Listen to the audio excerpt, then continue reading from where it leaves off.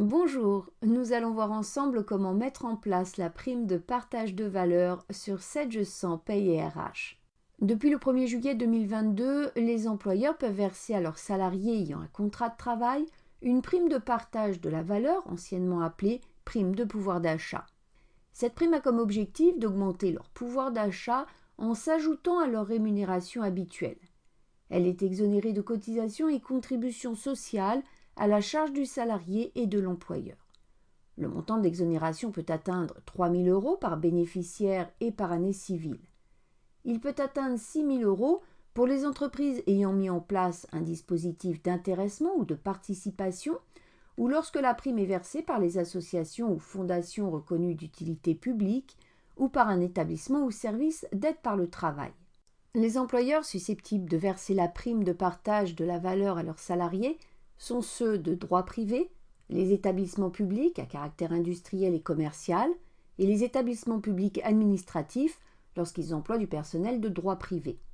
L'employeur a le choix de mettre en place la prime selon un accord d'entreprise ou de groupe conclu selon les modalités prévues en matière d'intéressement ou selon sa propre décision. L'employeur est libre de verser ou non cette prime aux salariés et d'en fixer le montant. Le versement de cette prime peut intervenir quel que soit l'effectif salarié de l'entreprise.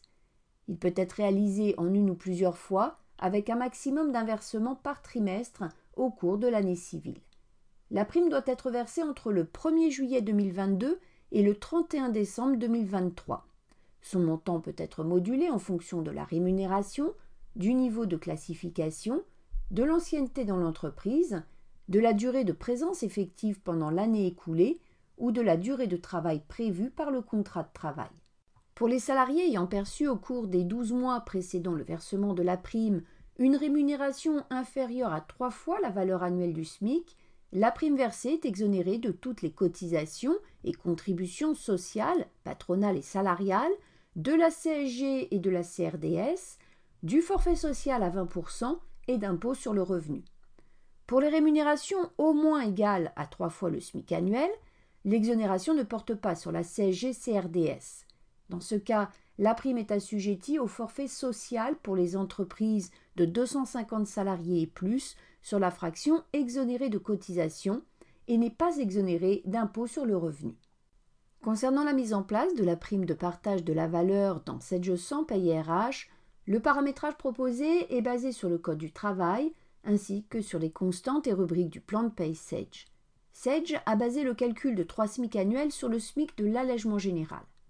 Si vous avez personnalisé votre dossier, vous devez donc adapter votre paramétrage. Dans tous les cas, avant de modifier le paramétrage, il est recommandé de faire une sauvegarde de votre fichier de paye. Il est à noter qu'au moment de la publication de cette vidéo, le contrôle d'un seul versement par trimestre ainsi que le multiversement de la prime n'ont pas été traités par Sage. N'hésitez pas si besoin à contacter votre revendeur. À partir du plan de paye Sage, vous allez pouvoir récupérer les 2 constantes ci-contre ainsi que les constantes ayant le code mémo PPV. Récupérez également les rubriques ayant le code mémo PPV et l'information libre Sage PPV 001 qui devra être renseignée avec la valeur 3000 ou 6000 selon le montant de l'exonération auquel votre société a droit. Ces éléments peuvent être récupérés à partir du plan de paye Sage ou directement modifiés dans votre dossier de paye s'ils ont été personnalisés.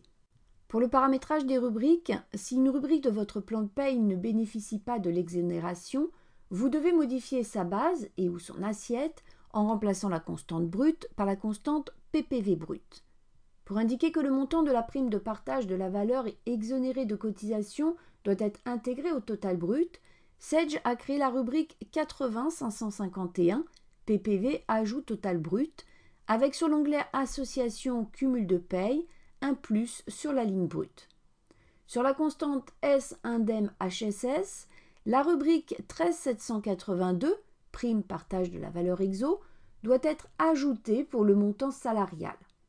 Pensez ensuite à insérer les nouvelles rubriques dans vos bulletins modèles et dans votre modélisation comptable. C'est ensuite par le menu Gestion, Bulletin salarié, sur l'onglet Rubrique, que vous saisirez le montant de la prime de partage de la valeur dans la rubrique 13 781. Concernant la déclaration en DSN du montant de la prime versée, le code type de personnel à utiliser est le CTP 510, qui a un taux à 0%, qui est donc sans incidence sur le montant des cotisations dues par l'employeur. Le CTP 260 est à utiliser pour déclarer la CSG et la CRDS sur les montants de primes non exonérés.